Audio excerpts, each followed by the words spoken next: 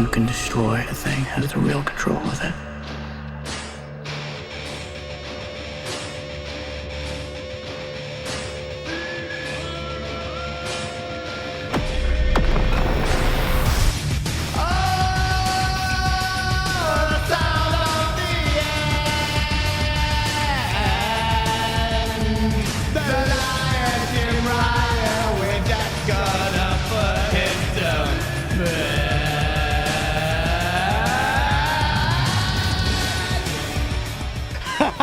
Who would have thought Microsoft's appetite was this abundant? Larger than $70 billion. Larger than even the greatest nightmare of those that reside in the stables. The mother of all leaks exposed the company's future. But the truth was frightening, even to the ops. Everyone is up for grabs. Warner Brothers, Nintendo, heck, probably even Sony. But Microsoft's resolve to take down the behemoth was underestimated even by me. All this time, Phil Spencer's good guy act was a ruse when in the background he wasn't just maneuvering his chess pieces. He was acquiring the whole board. PlayStation has failed. Its plan to shamefully hide behind regulators to stop the deal, expertly and thoroughly dismantled by Microsoft. And in the process, Sony has awakened the beast.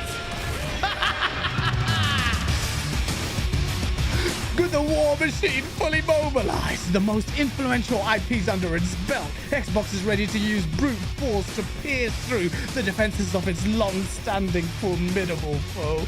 Make no mistake, the pretense barely masks the bloody battle that lies ahead.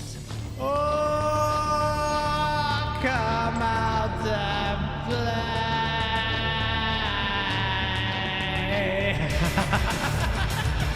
All the fake tears of those pitiful hypocrites and troglodytes screaming consolidation merely served to flavor the spoils of war, be it Nintendo or Sony. Nothing is off the table for Microsoft, but it must not dare underestimate the scheming machinations of PlayStation, which regularly enjoins its subterfuge, concealing its rituals, using its influence as it slithers away ready to pounce from the shadows. But now Xbox is surely aware, even with its plans laid bare, what can Sony do but stare as it desperately claws away whilst repositioning its entire battle strategy around live service, one that Microsoft had long acquainted itself with. But Microsoft's plans are not measured in quarterly periods. It's given its opponent enough slack to tighten the noose around its neck. No more playing by the rules of others. Xbox is now openly in the driving seat. Hostilities take center stage, but the stage is being redefined as Xbox gets ready to rip the crown from the head of its rival. The market leader has coasted for far too long. Microsoft doesn't plan to wear the blood-stained crown. Its strategy demands that the game is changed completely. Behold the changing of the guard.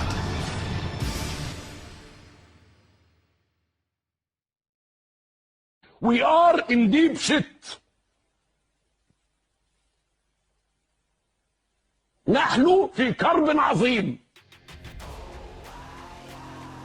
Can't we just shake hands? No, there is no shaking hands. There is no shaking hands. There never will be. I mean, dude, toxic motherfuckers out here, 1,000,000 times worse than I could ever be, are getting a platform. And you know how they're getting a platform? They're getting platforms by literally shitting on Sony and Sony fans. Microsoft is fucking garbage, while simultaneously talking good about Microsoft and pumping them up. How dare we? How dare we speak ill of Sony as we laud Microsoft? The opposite of what this creature does. This is, and when I'm, dude, these people I'm talking about are fucking losers. I mean, real losers, like lowlifes, dude. Like people that shouldn't be accepted anywhere because of how fucked up they are. Fucked up me. This Melt's idea of content creation is stitching his mouth to his own asshole and shouting down his echo chamber full of shit. But they're not just getting a platform, they're growing. They're growing. Of course, we are. And I'm just warming up. Your low-effort dog-shit content needs to be put in its place. You hypocrite. You base your entire content on testing out your gag reflex without a hint of creativity.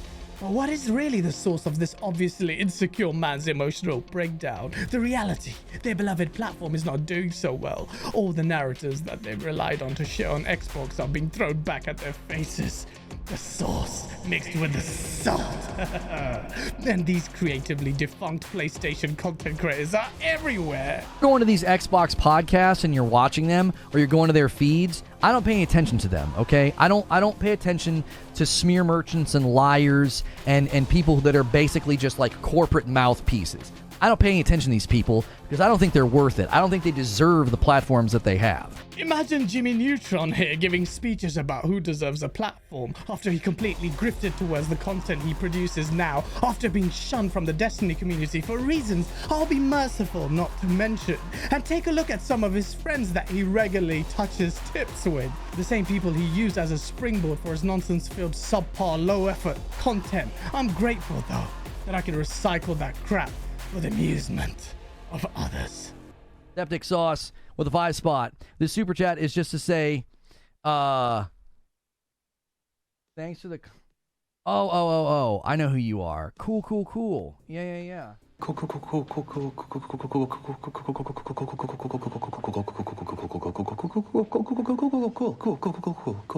Cool.